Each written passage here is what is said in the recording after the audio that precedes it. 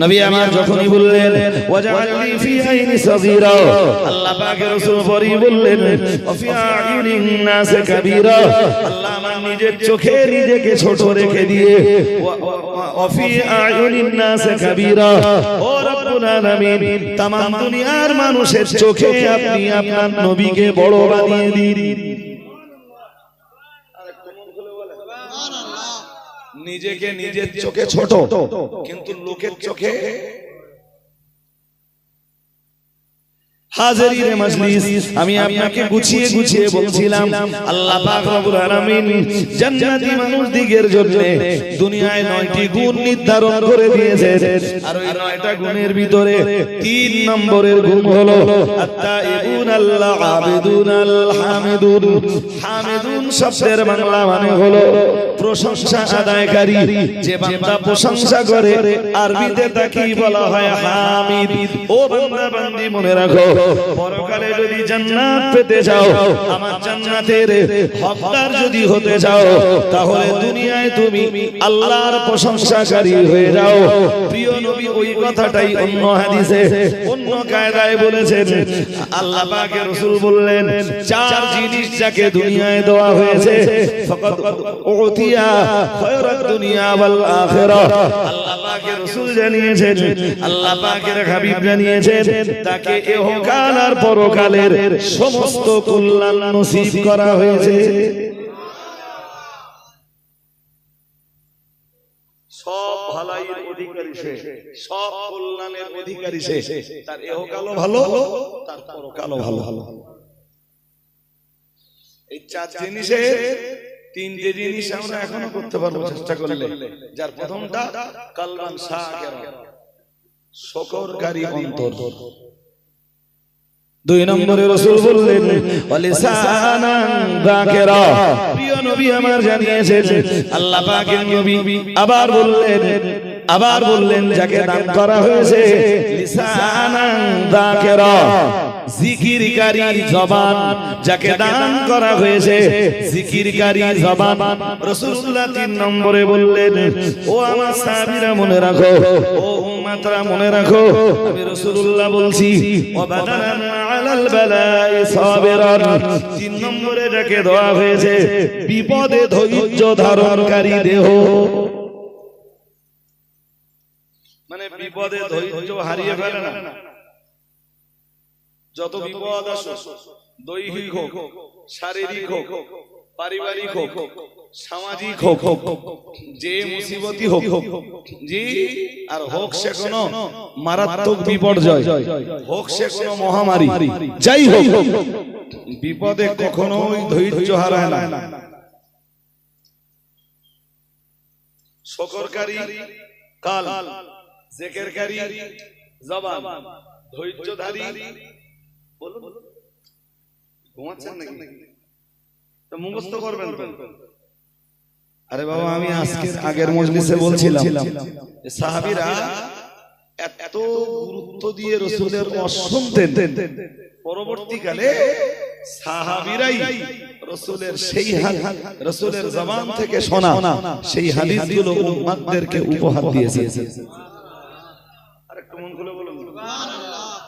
আরবি আপনার বলতে হবে না, বাংলাটা একটু বলুন। রাসূল 4টি কথা বলেছেন, যাকে 4 জিনিস দেওয়া হয়েছে। যার প্রথমটা শুকরকারী কাল, দ্বিতীয়টা জিকিরকারী, জোর করে বলুন, জবান, তৃতীয়টা এর মধ্যে তা আমরা ওয়াজ করে আমি কি করব, ধৈর্য ধারণকারী দেহ। 4 রাসূল বলেছেন। এই 3টে সবাই চেষ্টা করলে পারবেন। 4 নম্বরটা এখন অনেকের হবে না।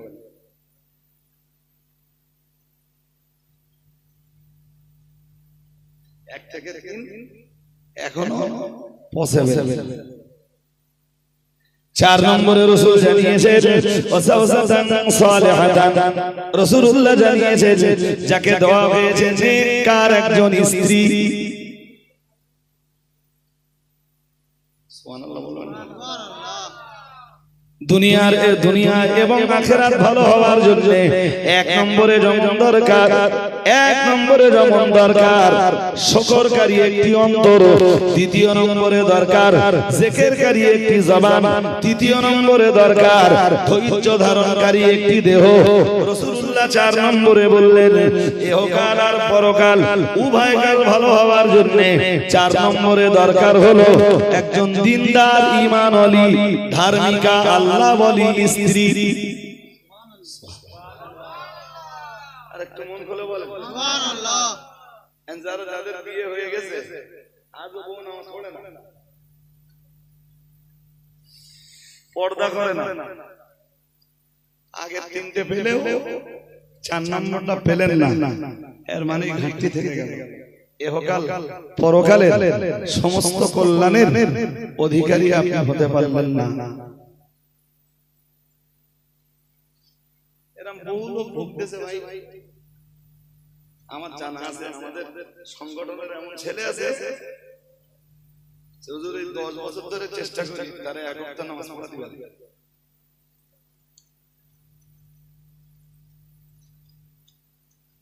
আগে 3টে আছে, শুকরকারী অন্তর আছে, জিকিরকারী জবান আছে, ধৈর্য ধারণের দেহ আছে, সব আছে জি।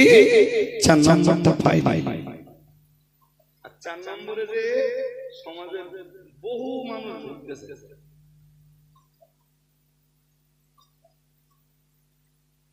সমাজে যে পরিমাণ নেককার স্ত্রী হওয়া দরকার, জি ধার্মিকা মেয়ে গড়ে ওঠা দরকার, সমাজে সেই পরিমাণ ধার্মিকা মেয়ে গড়ে ওঠে বলুন।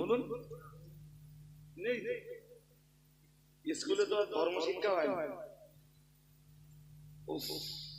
ক্লাস 10 পর্যন্ত একটা ছেলে পড়াশোনা করলে কোন মাস্টার এসে ইস্তেনজার নিয়মটাকে শেখায় না, যে পেশাব করে কি করে পবিত্রতা অর্জন করতে হবে, ফরজ গোসল কিভাবে আদায় করতে হবে, ওযু কি করে করতে হবে, নামাজে কিভাবে দাঁড়াতে হবে, জি নামাজের নিয়ত কি কায়দায় করতে হবে, এই ধর্ম শিক্ষা তো স্কুলে নেই। আর স্কুলের আঙিনার বাইরে যেখানে আছে সেখানেরা যায় না। তাহলে ধার্মিক ছেলে আর ধার্মিকা মেয়ে এই সমাজে গড়ে ওঠা খুব কঠিন। কিছু ছেলে যারা মাদ্রাসায় পড়াশোনা করে তাদের হয়তো খানিকটা হয়, কিন্তু জি তা সমাজের জন্য পর্যাপ্ত নয়। এই আজকে এত টাকা খরচ এটা প্যান্ডেল করেছে, এটা একটা ভালো পয়সা খরচ হয়েছে। দেখে আমার মনে হচ্ছে হয়তো আপনাদের মতো আইডিয়া আমার নেই, তো একটা ন্যূনতম আইডিয়া তো আছে। আমাদের এই ছেলেগুলো এরা সংগঠনের ছেলে, এরপরেও যদি আমরাই এদেরকে বলি যে এই যে পয়সা একটা জলসা দিতে যাচ্ছে সেই পয়সাটাই ইসলামিক এডুকেশনের জন্য খরচ করো, এই ছেলেগুলোই আমাদের কথা নেবে না। জলসা জুলুস হয়ে পড়েছে একটা বছর ক্রিয়া, ওই ওরা করেছে, পাশের পাড়ায় করেছে, পাশের গ্রামে ওরা করতেছে, আমাদের আর আমরা যদি পুরোপুরি বন্ধ করে দেই তো এই ছেলেগুলো তখন এখন যতটা মেলায় যাচ্ছে এর চেয়ে বেশি মেলায় যাবে, এখন যতটা সিনেমায় যাচ্ছে এর চেয়ে বেশি সিনেমায় যাবে। পুরো বন্ধ করে দিলে এখন যতটা বিচিত্রা অনুষ্ঠানে যাচ্ছে এরপরে এই মজলিসগুলো কায়েম না করতে দিলে এরাই এর চেয়ে বেশি বিচিত্রা অনুষ্ঠানে যাবে, যে কারণে পুরোপুরি বন্ধ করার কথা বলা যায় না। কিন্তু হিসাব করে দেখবেন যে এই জলসা জুলুসগুলো নিট ফল যে পরিমাণ টাকা খরচ হচ্ছে আর যে পরিমাণ ফলাফল পাওয়া যাচ্ছে, নিট ফলের জায়গা প্রায় জিরো বলা যায়। ওই কিছু মানুষ মেনে চলে কিছু কিছু কথা, 2 ঘন্টা রোজের ভিতরে হয়তো 10টা কথা বেছে নেয়, 10টা কথা বেছে নিয়ে তার উপরে কিছু আমল করে। মুফতি সাহেব ছিলেন, মুফতি সাহেব 5টা ভালো আমলের কথা বলেছেন, এই আমলগুলো করি দেবপ্রেমে হিসাব করে দেখা যাবে তাদের সংখ্যা খুব। বলুন নইলে যে বেনামাজি সেই বেনামাজি থেকে যাচ্ছে, যে অধার্মিক সে অধার্মিক থেকে যাচ্ছে, যে সুদ খাচ্ছিল সে সুদের উপরেই আছে, যে ঘুষ খাচ্ছিল সে ঘুষ খেয়েই যাচ্ছে, যে লটারি কাটতেছিল লটারি কেটেই যাচ্ছে, মা বোনরা যারা বেপরদা ছিল ওরা বেপরদা থেকেই যাচ্ছে। কি হচ্ছে ওয়াজ দিয়ে, কি হচ্ছে বিরাট বড় বড় মজলিস কায়েম করে আল্লাহ ভালো ভালো।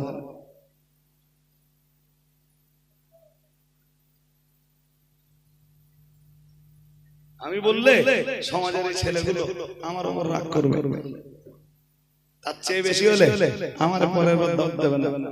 হুজুর আপনি আমাদের মাইক, আমাদের লাইট, আমরা আপনাকে দাওয়াত করে আনলাম, আমরা আপনাকে খাওয়ালাম, আমরা আপনাকে নজরানা দিলাম, ফের আপনি আমাদের বিরুদ্ধে এসে বলে যাবেন, এটা তো বাঞ্ছনীয় না, এটা তো স্বাভাবিক। সে দেবগ্রামের ছেলেরা নাই মনে করতে পারে, বহু গ্রামে আছে তারা ভাবে যে হুজুর আমাদের জলসায় এসে আমাদের বিরুদ্ধে বলে চলে যাচ্ছে। আমরা এই যে ক্যাটাগরি, যে চিন্তা অনসিহত সমাজের কাছে করি, এরপরে একটা শ্রেণীর সমাজের ব্যক্তিবিশেষ তারা আমাদের অনসিহত নেবে না, আর আমাদের মতো অনসিহত যারা তাদের কাছে করবে পাল্টা পাল্টা ওই লোকগুলোর কাছে এরা মানবে। কালচার করে গেছে বললে বলা যায় যে ধার্মিকতার গুণে এখনো আলহামদুলিল্লাহ আলহামদুলিল্লাহ আলহামদুলিল্লাহ বসিরহাট অনেক ভালো আছে, তাই এই কন্ডিশন। তাহলে বসিরহাটের বাইরে গেলে, বসিরহাট মহকুমার বাইরে গেলে, উত্তর 24 পরগনা জেলার বাইরে গেলে জি অন্যান্য জেলাগুলোর কন্ডিশন একদম নন কালচার। এক কাপ চা দেবেন তো বাদ টেনে দেবেন।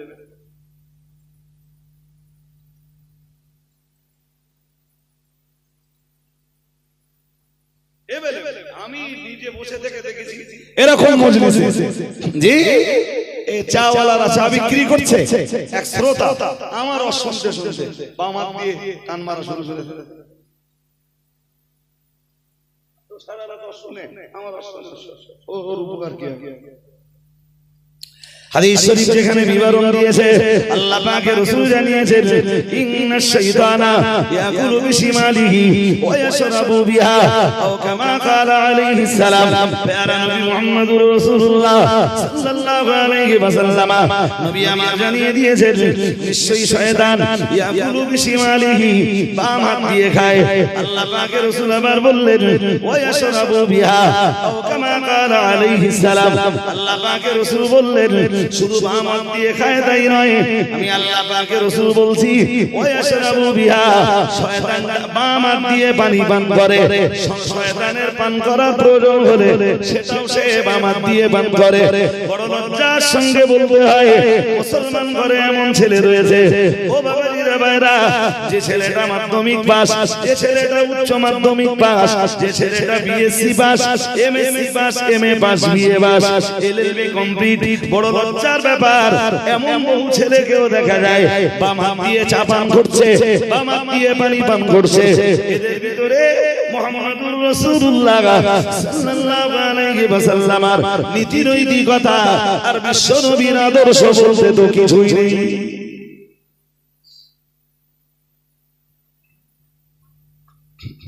ইংল্যান্ডের একটা স্কুলে ঘুম পাচ্ছে না তো, ইংল্যান্ডের একটা স্কুলে বহু ছেলে পেলে পড়াশোনা, আর স্কুল মানে তো বুঝতে পারতেছে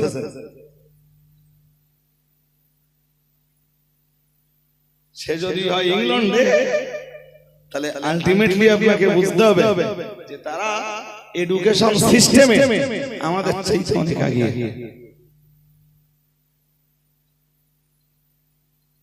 ওদের হয় কি জানেন, একটা ছেলে স্কুলে ভর্তি হওয়ার পরে টিচাররা ওদের ইন্টারভিউ নেয় অ্যাডমিশনের আগে, মিন্স ভর্তি হওয়ার আগে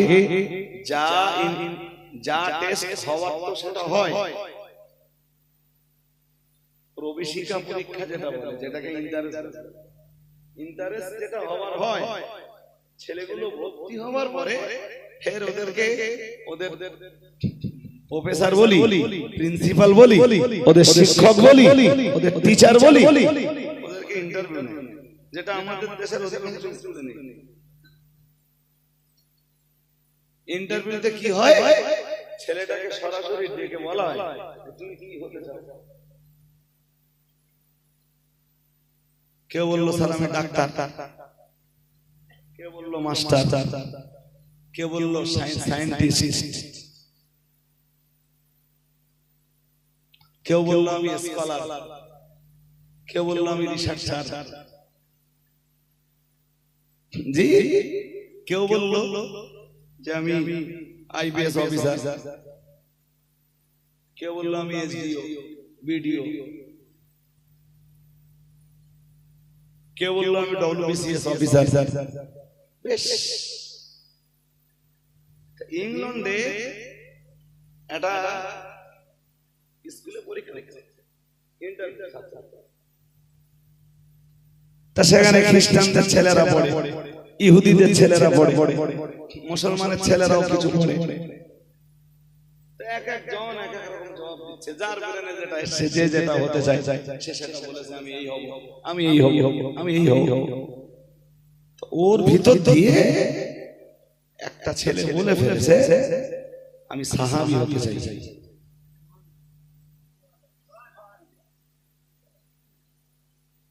কথার ওঠন পড়নটা, কথার ওজনটা আপনারাও এখনো বুঝতে পারেননি। ছেলেদের ইন্টারভিউ নিচ্ছে, ধরুন প্রফেসর, তুমি কি হবে, তুমি কি হবে, তুমি কি হবে, টার্গেটটা কি?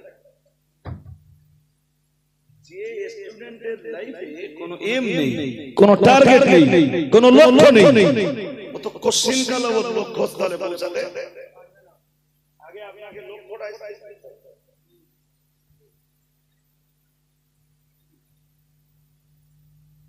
এই কিছু লোক আছে দেখেছেন, ওই বন্দুক নিয়ে পাখিটাকে মারে। আরে হ্যাঁ না বলবেন তো, পাখির গায়ে লাগাতে গিয়ে এম ঠিক থাকলে আশা করা যায় পাখির গায়ে।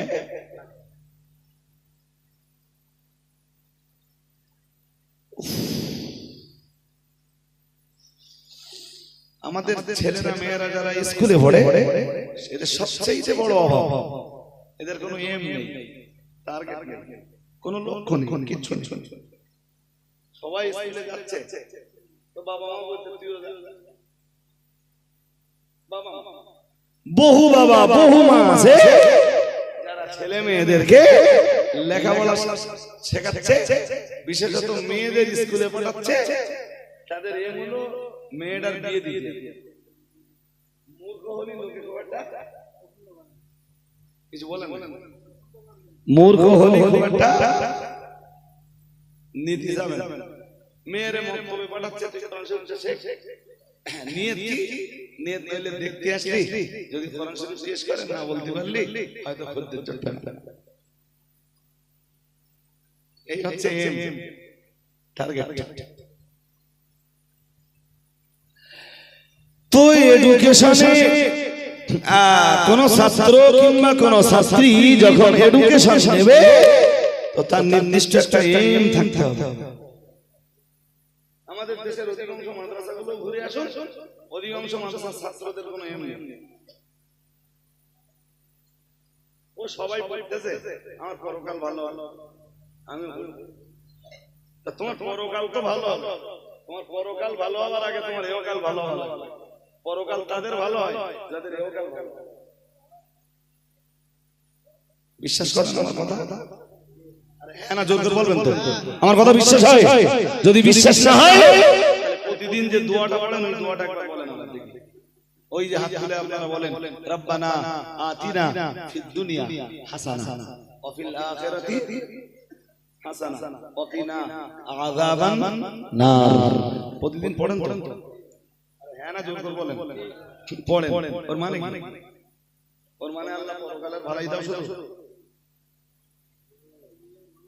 ওর প্রথম অংশের অর্থটাই হলো ফিদ দুনিয়া, আল্লাহ এই পৃথিবীতে আমি যতদিন বেঁচে আছি তুমি আমাকে কল্যাণ দাও, তোমার রহমত দান করো।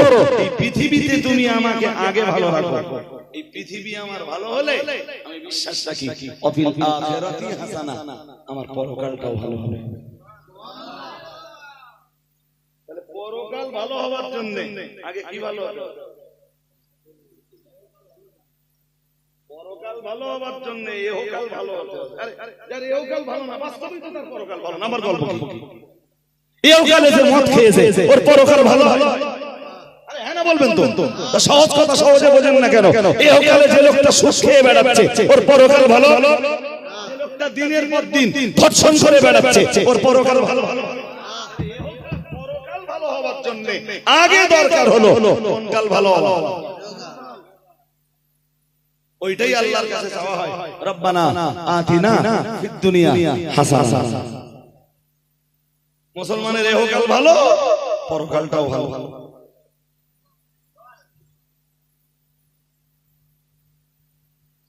এমনি মুসলমানদের ইন্টারভিউ নিলে সবাই বলে আমার পরকাল জান ভালো,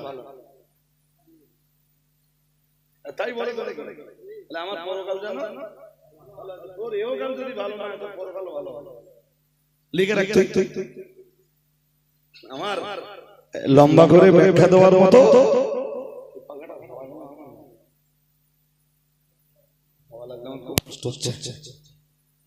শুনুন খুব মন দিয়ে আমার কথা। যে কজন আছেন আমি জানি যে দেবগ্রামের মুসলমানরা, আমি বক্তৃতা যাই করি আমার সে বক্তৃতা দেবগ্রামের মানুষেরা নিতে পারবে ইনশাআল্লাহ। তাই বলছি। তো ইংল্যান্ডের এই স্কুলটাতে ইন্টারভিউ হচ্ছে বাচ্চাদের, আর বাচ্চাদের জিজ্ঞেস করা হচ্ছে যে কে কি হতে চাও।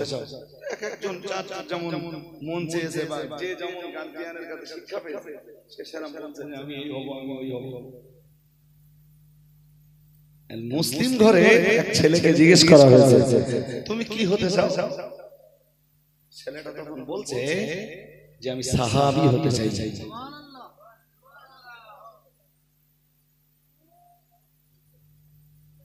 একটু মন খুলে বলুন। এখন এই শিক্ষক যারা এরা এই এত ডিগ্রির নাম জানে, কিন্তু এই মুসলিম পরিবারের বাচ্চাটা যে অ্যানসার করেছে এই ডিগ্রির নাম জিন্দেগিতে ওরা তো খ্রিস্টান, এই ডিগ্রির নাম ওরা জানে। হয়তো সব ধর্মের বাচ্চারা পড়ছে স্কুলে, কিন্তু মূলত পড়াচ্ছে তো খ্রিস্টানরা।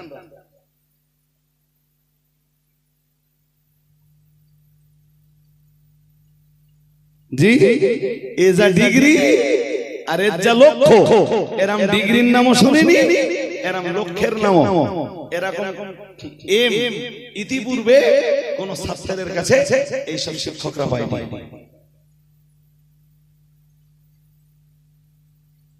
ফের ছেলেটাকে জিজ্ঞেস করছে এ বেটা ঠিক করে বলো তো তুমি কি হবে?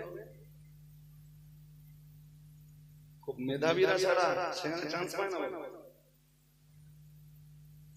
ওরা ভাবছে যে পাগলটা বলে, আর পাগলটা বলে যদি হবে তাহলে এখানে তো মেধাবী ছাড়া চান্স পায় না, তাহলে চান্স পেল কি করে?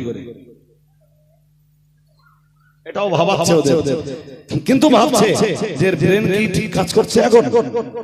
ফের জিজ্ঞেস করেছে বেটা তুই কি হতে চাস?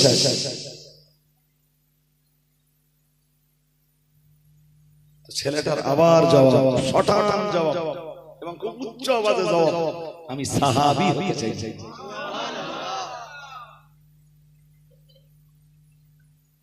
তো যারা ইন্টারভিউ নিচ্ছিল ওরা অবাক হয়ে গেল, আমার একই উত্তর। তো ওদের যিনি লিডার ছিলেন তাকে ডেকে আনা। লিডার ম্যান টিচারদের নিয়ন্ত্রণ করেন। হেডমাস্টার বলি, কন্ট্রোলার বলি, প্রিন্সিপাল বলি, যাই বলি, তো তাকে হাজির করা হলো। বললো স্যার এতগুলো বাচ্চার ইন্টারভিউ নিলাম, কেউ বললো আইপিএস অফিসার হব, কেউ বললো ডব্লিউবিএস অফিসার হব, কেউ বললো আমি এসডিও হব, কেউ বললো আমি বিডিও হব, কেউ বললো আমি জাস্টিস হব, কেউ বললো আমি সায়েন্টিস্ট হব, কেউ বললো আমি স্কলার হব, কেউ বললো আমি রিসার্চার হব, কেউ বললো আমি লেকচারার হব, কেউ বললো আমি প্রিন্সিপাল হব, কেউ বললো আমি ডাক্তার হব, কেউ বললো আমি মাস্টার হব। এই ছেলেটা দু তিনবার প্রশ্ন করা হলো, আর দু তিনবার একই কথা বলবো যে আমি সাহাবী হতে চাই। স্যার আমরা তো জিজ্ঞেস করেছি, আপনি একবার ছেলেটাকে জিজ্ঞেস করুন দিন। খুব মন দিয়ে শুনুন, এই কোরআন হাদিসের গল্প হচ্ছে না, তবে গল্পটায় শিক্ষার কিছু আছে। জি, তো প্রিন্সিপাল সাহেব সেই প্রতিষ্ঠানের হেড অফ দি ডিপার্টমেন্ট যিনি, তিনি এবারে এই ছেলেটাকে জিজ্ঞেস করে, এই বেটা তুমি কি হতে চাও একটু ভালো করে বলো তো, তোমার স্যাররা কেউ বুঝতে পারছে না তুমি কি হতে চাও।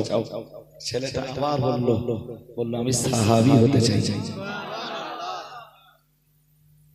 প্রিন্সিপাল ওকে জিজ্ঞেস করছে, তুমি সাহাবী হতে চাস, সাহাবী কি? বলে তা আমি জানি, আমি সাহাবী হতে চাই।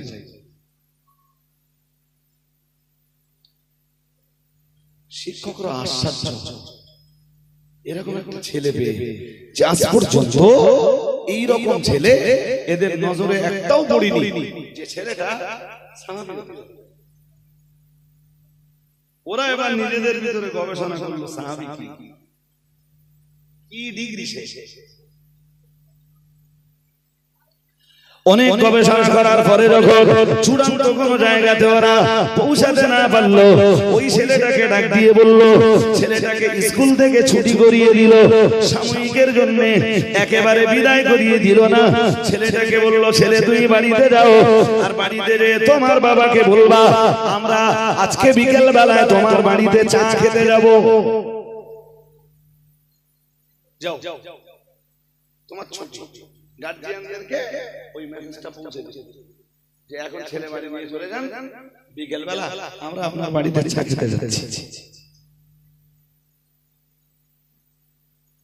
এরা সবাই বিকেল বেলা নিয়ে হাজির, সময় ঠিক চায়ের টাইম। আরবিতে যেটা বলে, যেটারে বলে হাসবে ইস্তেতা, বাংলায় বলে সামর্থ্য অনুপাতে, সামর্থ্য অনুযায়ী। জি, ওই ছেলেটার মুসলিম বাবা যতটা পারলো স্যারেদের জন্য মেহমানদারির ব্যবস্থা করলো। স্যারেরা বাড়িতে এলে মেহমানদারির ব্যবস্থাপনা করতে হবে, যতটা পারলো করলো। মেহমানদারি হয়ে গেল। মেহমানদারির পরে স্যারেরা ওই ছেলেটির আব্বাকে ডাকলো, ছেলেটিকে একটা পাশে দাঁড় করিয়ে রাখলো, ডেকে বললো বেয়াদবি দেবেন না গো, ক্ষমার দৃষ্টি, ক্ষমা সুন্দর দৃষ্টি আমাদের প্রতি প্রদর্শন করবেন। আপনার ছেলে আমাদের শিক্ষা প্রতিষ্ঠানের ছাত্র, আমাদের ছাত্রদের কার কি এম রয়েছে, কার কি টার্গেট রয়েছে আমরা জিজ্ঞেস করছিলাম। কেউ বলে সে সায়েন্টিস্ট হতে চায়, কেউ বলে সে মাস্টার হতে চায়, কেউ বলে সে ডাক্তার হতে চায়, কেউ বলেছে কলেজের প্রফেসর হতে চায়, কেউ বলেছে লেকচারার হতে চায়, কেউ বলেছে প্রিন্সিপাল হতে চায়, কেউ বলেছে স্কলার হতে চায়, কেউ বা বলেছে রিসার্চার হতে চায়, কেউ বা বলেছে ভূতত্ত্ববিদ হতে চায়, কেউ বা বলেছে মহাকাশবিদ হতে চায়, কেউ বা বলেছে মানে অফিসার হতে চায়, কেউ বা বলেছে এসডিও, বিডিও, এসপি, এসডিপিও হতে চায়। সর্বোপরি আপনার ছেলেকে যখন জিজ্ঞেস করা হলো তোমার এমটা কি, তোমার টার্গেটটা কি বলো বেটা, ছেলে জবাব দিয়েছে আপনার ছেলে সাহাবী হতে চায়। বারবার আমরা জিজ্ঞেস করলাম তুই ঠিক করে বল কি হতে চাস, যতবার আমরা জিজ্ঞেস করলাম ও একটাই জবাব দিল সাহাবী হতে চায়। বারবার আমরা জিজ্ঞেস করলাম সেই সাহাবী কারা, কি সেই জিনিস, সাহাবীর পরিচয় বল। আপনার ছেলে এক বাক্যে বলল তা আমি বলতে পারবো না।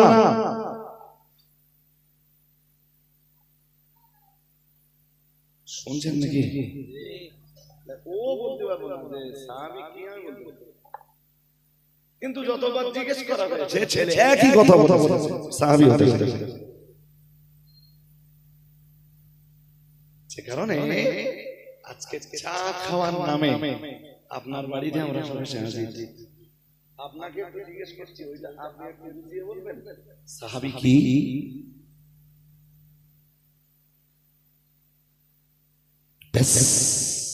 ছেলেটার আব্বা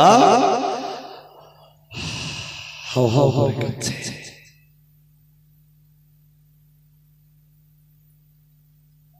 চোখ দিয়ে টপ টপ করে পানি পড়ছে।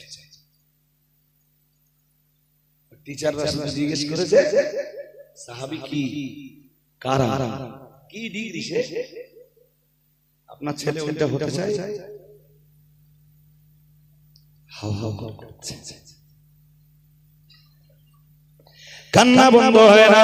প্রফেসর প্রিন্সিপালরা বললেন আপনি কান্নাটা তো বন্ধ করুন, অন্তত আমাদের প্রশ্নের জবাবটা তো দেন।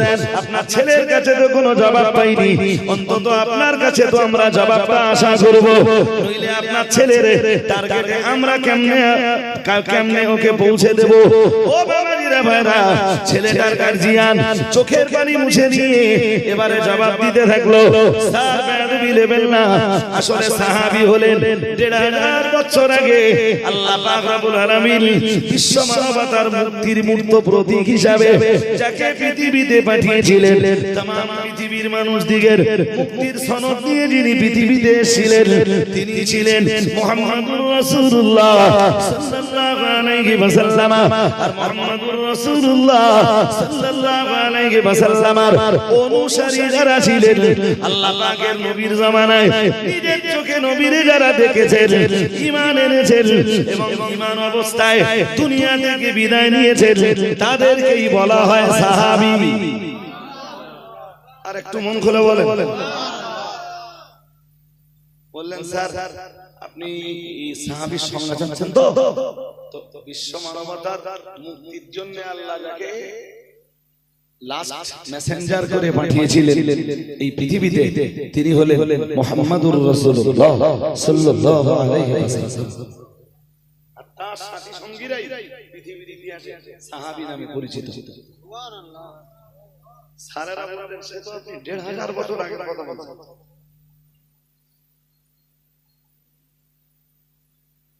কত কথা বলেন কত? গল্পটা ১৫০০ বছর আগের হলো। ও বাবাজিরা ভাইরা, ওই সাহাবীদের ব্যাপারেই তো আল্লাহ জানিয়েছেন, উলাইকা কাতাবা ফি কুলুবিহিমুল ঈমান। মহান আল্লাহ জানিয়েছেন আমার সাহাবীদের অন্তরে আল্লাহ পাক রব্বুল আলামিন ঈমানটাকে লিপিবদ্ধ করে দিয়েছেন। সাহাবীদের কলিজায় আল্লাহ ঈমান লিপিবদ্ধ করে দিয়েছেন। ওয়া আইয়াদনাহুম বিরূহিম মিনহু। আর আল্লাহ পাক রব্বুল আলামিন তার ফেরেশতা জিবরাইলকে দিয়ে এই জাতীয় আল্লাহ বলা মানুষ যারা তথা সাহাবী যারা, আল্লাহ তাদেরকে সাহায্য করেছেন। আর একটু মন খুলে বলেন। ওই আয়াতের শেষের দিকে রয়েছে মহান আল্লাহ পাক রব্বুল আলামিন জানিয়েছেন রাদিয়াল্লাহু আনহু ওয়া রাদু আনহু, রাদিয়াল্লাহু আনহু ওয়া রাদু আনহু। আল্লাহ পাক রব্বুল আলামিন নিজেই জানিয়েছেন রাদিয়াল্লাহু আনহু। নবী সাহাবীদের ব্যাপারেই তো মহান আল্লাহ ঘোষণা দিয়েছেন আল্লাহ তাদের উপরে রাজি আছেন। আওয়াজ সলো বললেন কেন? আরেকটা আওয়াজ করে বলেন। তাদের উপরে রাজি। আমার উপরে আল্লাহ রাজি কিনা আমি জোর গলায় এটা বলতে পারবো না আল্লাহ আমার উপরে রাজি, কিন্তু সাহাবীগণ বলতে পারতেন। আল্লাহ তাদের সার্টিফিকেট দিয়েছেন। কিসের সার্টিফিকেট? আল্লাহ বলছেন রাদিয়াল্লাহু আনহুম, আল্লাহ তাদের উপরে রাজি। শুধু আল্লাহ তাদের উপরে রাজি তাই নয়, মহান আল্লাহ আবার জানিয়েছেন আমার আল্লাহ পাক আবার জানিয়েছেন রাদু আনহু, রাদিয়াল্লাহু আনহুম ওয়া রাদু আনহু। যার বাংলা মানে হলো নবী तमाम সাহাবীরা আল্লাহর উপরে রাজি। ও বাবাজিরা ভাইরা, এখান থেকে একটা থিওরি মনে রাখবেন, যদি কখনো মনে হয় আপনার আমার উপরে আমার আল্লাহ রাজি হওয়া দরকার, আমার উপরে আমার আল্লাহর রেজামন্দি দরকার, আমার জীবনে আল্লাহর রেজামন্দি হাসিল দরকার, তাহলে আপনাকে আপনাকে এটা মাথায় নিতে হবে, যদি আল্লাহর রেজামন্দি আপনি চান তাহলে আপনি আপনার নিজের কাজের ভিতর দিয়ে আল্লাহকে আপনি আগে খুশি করুন। আপনি আল্লাহকে যদি খুশি করতে পারেন আপনার নেক আমল দিয়ে এবং জীবনের বদ আমলগুলোকে দূর করে দিয়ে, পাপ কাজগুলোকে দূর করে দিয়ে আর নেকির কাজগুলো নিজের জীবনে প্রাধান্য দিয়ে যদি অন্তত পক্ষে আপনি আল্লাহর রেজামন্দি হাসিল করতে পারেন, আল্লাহর সন্তুষ্টি যদি অর্জন করতে পারেন, তবেই আল্লাহ পাক আপনার প্রতি খুশি হয়ে যাবে। তখন মহান আল্লাহ আপনার উপরে রাজি হয়ে যাবে। যে বান্দা আল্লাহকে খুশি করতে পারেনি ওই বান্দার উপরে আল্লাহ কখনো খুশি হতে পারে না। আল্লাহ এমনি খুশি হয় না, কারোর উপরে খুশি হয়। আরে ভাই একটা হাদিস রয়েছে যদিও, তো সে হাদিস বললে আবার আমার আলাদা খানিক সময় যাবে, যেই কারণে আমি যে প্রশংসাটা নিয়ে বলছিলাম এটা একটু বলে শেষ করে নেই, তারপরে ভাববানি। জি, তো এই ছেলেটার গার্জিয়ান, টিচার, স্যারেদের কি প্রফেসর কি প্রিন্সিপাল সবাইকে বললেন যে আমার ছেলে এই ওই রকম হতে চায় সাহাবীরা যেমন ছিলেন। একটু মন করে বলো, এই জমানায় যদি মুসলিম পাড়ায় ঢুকে কারোর জিজ্ঞেস করা হয় তুই কি হবি, তুই কি হবি, তুই কি হবি, তুই কি হবি, তো বলে কেউ বললো মাস্টার, কেউ বললো ডাক্তার, কেউ বললো ইঞ্জিনিয়ার, কেউ বললো আমি চাষির ছেলে না চাষ করেই খাবো।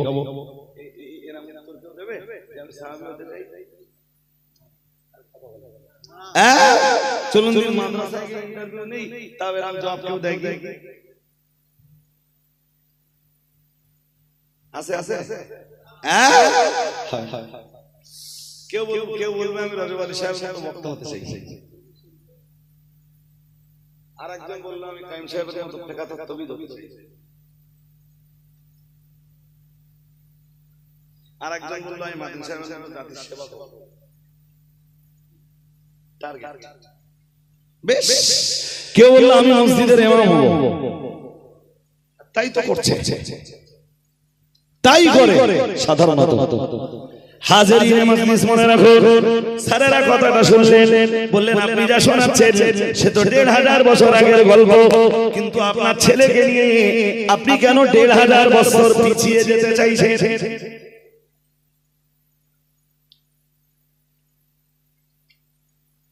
কথা শুনছেন কি বুঝতেছেন? আজকের জামানায় দাঁড়িয়ে কেউ যদি বলে আমি সাহাবী হতে চাই বা সাহাবীদের মতো হতে চাই, তার মানে ১৫০০ বছর পিছিয়ে যাচ্ছে না? সবাই যখন অগ্রগতি চায়, ডেভেলপমেন্ট চায়, উন্নতি চায়, ১৫০০ বছর আগে সায়েন্টিস্টদের এত গবেষণা ছিল না, সায়েন্টিস্টদের জি এত আবিষ্কার ছিল না, মানুষ অনেক পিছিয়ে ছিল। বিজ্ঞান নতুন যন্ত্র আবিষ্কার করে মানুষকে এত এগিয়ে দিয়েছে।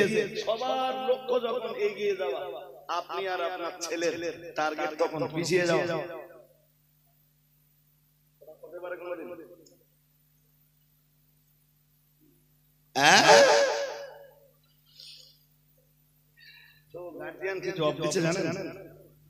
গার্জিয়ান জবাব দিচ্ছে, বলছে যে এই পৃথিবীতে সবচেয়ে ভালো মানুষ ছিলেন আম্বিয়ারা।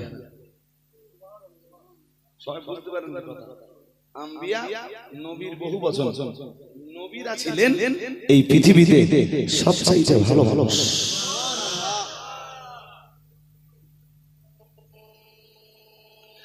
আর तमाम দুনিয়ার সব নবীরা অবশ্যই ভালো, তবে সব নবীদের লিডার করে আল্লাহ এই পৃথিবীতে যাকে পাঠিয়েছিলেন তিনি ছিলেন মুহাম্মদুর রাসূলুল্লাহ সাল্লাল্লাহু আলাইহি ওয়াসাল্লাম। আরেকটু মন খুলে বলেন সুবহানাল্লাহ। বিশ্ব নবী নবীদের ভিতরে শ্রেষ্ঠ, সেই নবীর শিষ্যরা নবীদের পরে পৃথিবীর সবচাইতে ভালো মানুষ।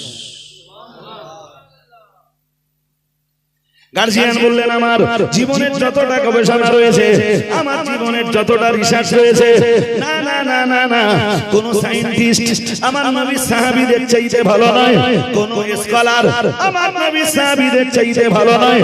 আদর্শগত দিক দিয়ে প্যারা নবী মুহাম্মদুর রাসূলুল্লাহ সাল্লাল্লাহু আলাইহি ওয়াসাল্লাম সাহাবীরা রাসূলের কাছে যে আদর্শ পেয়েছিলেন, না না না না না, কোন মহাকাশবিদ রাসূলের সাহাবীদের চাইতে আদর্শগত দিক দিয়ে ভালো নয়।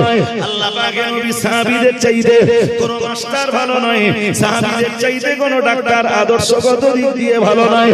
আদর্শগত দিক দিয়ে, নীতিনৈতিকতার দিক দিয়ে কোন তত্ত্ববিদ কিংবা প্রাণী বিজ্ঞানী অথবা উদ্ভিদ বিজ্ঞানী, কোন ভিডিও কিংবা এসডিও, এসডিপিও কিংবা আইসি কিংবা ওসি, এবিসি যে এবিসি এক্সওয়াইজের যেই হোক সে, না না না না না, প্রিয় নবী মুহাম্মদুর রাসূলুল্লাহ সাল্লাল্লাহু আলাইহি ওয়াসাল্লামের চাইতে আসমানের নিচে জমিনের উপরে ভালো মানুষ কেউ ছিল না। সর্বযুগের সর্বকালের নবীদের পরে আসমানের নিচে জমিনের উপরে সবচাইতে ভালো মানুষ ছিলেন রাসূলের সাহাবীরা।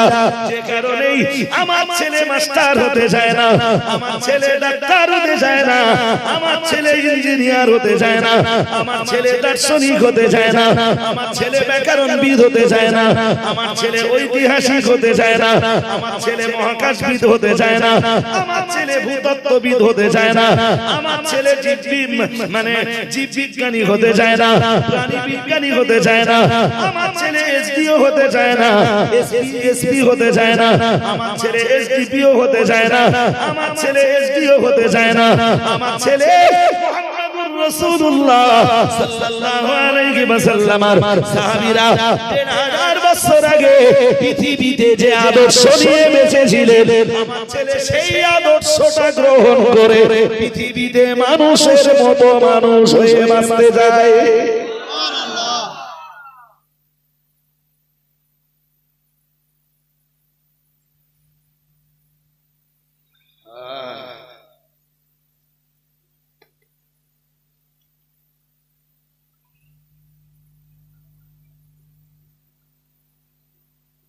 দরুদ শরীফ পড়েন, আল্লাহুম্মা সাল্লি আলা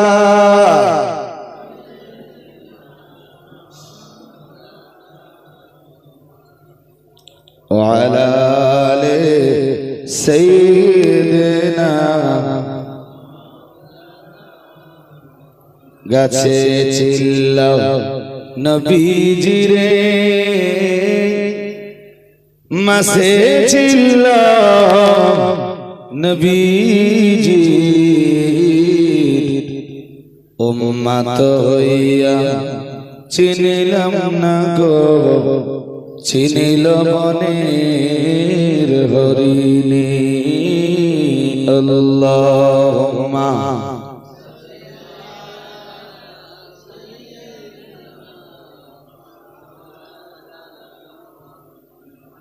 وعلى آل سيدنا। বিশ্বনবীর সাহাবীরা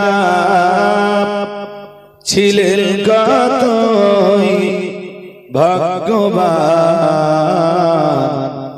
নবী পাকের হাতে তারা হয়েছিলেন মুসলমান। আল্লাহুম্মা সাল্লি আলা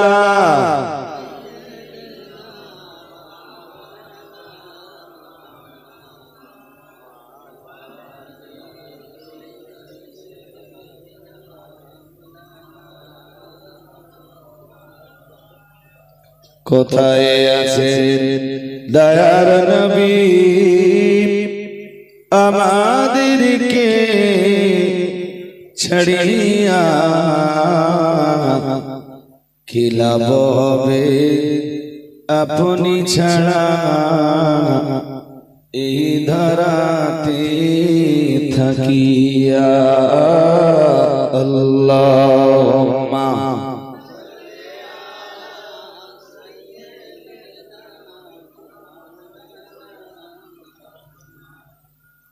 وعلى آل سيدنا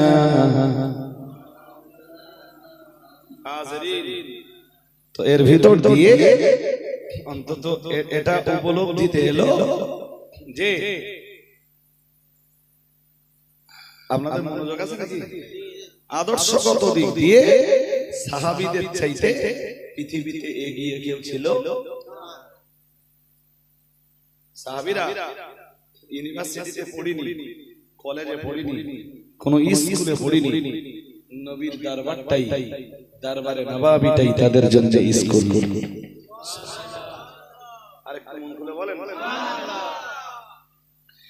যে শিক্ষা পেলে একজন মানুষ প্রকৃত মানুষ হতে পারে, সাহাবীরা রাসূলের দরবারে বসে সেই শিক্ষাটা পেয়েছে। সেই শিক্ষাটা কি বলেন? কথা বলেন, কোরআনের শিক্ষা। মানুষ শুধু মানুষ হতে পারে, মানুষ হিসাবে গড়ে উঠতে পারে একটা শিক্ষায়, সে শিক্ষার নাম। আজকে ইহুদি আর খ্রিস্টান রাষ্ট্রগুলোর দিকে যদি তাকান, তারা এডুকেশনে অনেক এগিয়ে। আমাদের দেশ আগাবে কি করে শিক্ষায়? দেশ চালাচ্ছে তো মূল। আরে হ্যাঁ না বলবেন তো? আমাদের দেশ এডুকেশনে আগাবে কেমনে? দেশ চালাচ্ছে কারা?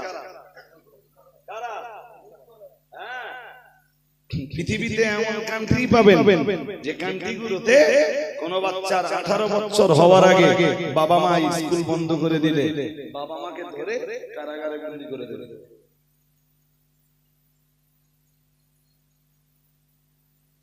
আমাদের স্কুলের ছাত্রছাত্রী যারা, তাদের রেগুলারিটি বছরের পর বছর বজায় নেই, গার্জিয়ানও সতর্ক না, শিক্ষক যারা আছে তাদেরও অবস্থা এইরকম যে আসি যাই মাইনে ভাই কে এলো না ডন ডন মাস যাবে, মাইনেটা তো আমার অ্যাকাউন্টে ঢুকে যাবে, এটিএম তুলবো, আমার সংসারটা চললে। হয়তো মনে মনে মনে মনে হাসতেছেন, আর হয়তো এটাও ভাবতেছেন যে আপনিও কি তাই করেন? ভাই আমার এই 14-15 বছরের সার্ভিস লাইফ, কখনো আমি আমার সার্ভিস লাইফটাকে ছোট মনে করি না। আমি মনে করি যে আমার এটা একটা বিরাট বড় দায়িত্ব।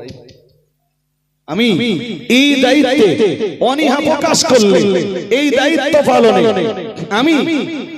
আমি যথোপযুক্ত মানে দায়িত্ব পালন না করলে মানুষের কাছে আমার কৈফিয়ত নাই দিতে হোক, আল্লাহর কাছে আর তার আদালতে একদিন আমাকে জবাবদিহি করতেই হবে। যেটা বোঝাচ্ছিলাম, ভারতবর্ষ তো এডুকেশনে এমনি অন্যান্য কান্ট্রির তুলনায় বহু যোজনা পিছিয়ে। পৃথিবীর যে কান্ট্রিগুলো শিক্ষায় বিরাট ভাবে এগিয়ে, যদি ইউরোপের কথা বলেন, আমেরিকার কথা বলেন, তারা শিক্ষায় এগিয়ে, কিন্তু আদর্শগতভাবে এগিয়ে যেতে, নৈতিক চরিত্রে তারা এগিয়ে যেতে কেন পারেনি? তাদের ভিতরে সব এডুকেশন আছে, কোরআনের এডুকেশন নেই। আল্লাহ পাকের কোরআন তো ওটাই জানিয়ে দিয়েছে। ও বাবাজিরা ভাইরা, আল্লাহ পাকের কোরআনের সূরা রহমানের ভিতরে মহান আল্লাহ জানিয়েছেন, আর রহমান আল্লামাল কোরআন খালাকাল ইনসান আল্লামাহুল বায়ান। আল্লাহ পাক রব্বুল আলামিন জানিয়েছেন, আর রহমান। কোরআন শরীফের 27 পারায় একটা সূরা রয়েছে, যে সূরাটার নাম হলো সূরাতুর রহমান। ওই সূরার ভিতরে আল্লাহ পাক রব্বুল আলামিন একাধারে শুধু রহমানের পরিচয় দিয়েছেন। শুরুতেই মহান আল্লাহ জানিয়েছেন আর রহমান, এরপরে আল্লাহ বারবার ওই রহমানের পরিচয় দিয়েছেন। রহমান তার বান্দাদের জন্য, রহমান তার সৃষ্টির জন্য, রহমান তার মাখলুকের জন্য কি দয়া দেখিয়েছেন। আল্লাহ পাক রব্বুল আলামিন তার তামাম দয়াগুলি সব একের পর এক তুলে ধরে দয়াময়ের পরিচয় দিয়েছেন, রহমানের পরিচয় ব্যক্ত করেছেন। ও বাবাজিরা ভাইরা, প্রিয় নবী মুহাম্মদুর রাসূলুল্লাহ সাল্লাল্লাহু আলাইহি ওয়াসাল্লামের উপরে যখন নাযিল হলো কুলিদুল্লাহ আবিদুর রহমান আল্লাহ পাক রব্বুল আলামিন নবীর যখন শুনিয়ে দিলেন ও নবী কুলিদুল্লাহ চাইলে আপনারা আল্লাহকেও ডাকতে পারেন আবিদুর রহমান আবার চাইলে আপনারা রহমানকেও ডাকতে পারেন ও বাবাজিরা ভাইরা ওতেই বেঈমান বেদিন ধর্মহারাদের মাথা ঘুরে গেল মুহাম্মদুর রাসূলুল্লাহ সাল্লাল্লাহু আলাইহি ওয়াসাল্লাম এতদিন তো মক্কার মাটিতে প্রচার করেছে লা ইলাহা ইল্লাল্লাহ উপাস্য হিসাবে কেবল আল্লাহকেই ডাকতে হবে না না না না আল্লাহ ছাড়া কেউ উপাস্য হতে পারে না আল্লাহ ছাড়া কেউ ডাকবার উপযুক্ত হতে পারে না আর আজকে মুহাম্মদুর রাসূলুল্লাহ সাল্লাল্লাহু আলাইহি ওয়াসাল্লাম তিনি তো বলছেন তোমরা আল্লাহকেও চাইলে ডাকতে পারো আবার চাইলে রহমানকেও ডাকতে পারো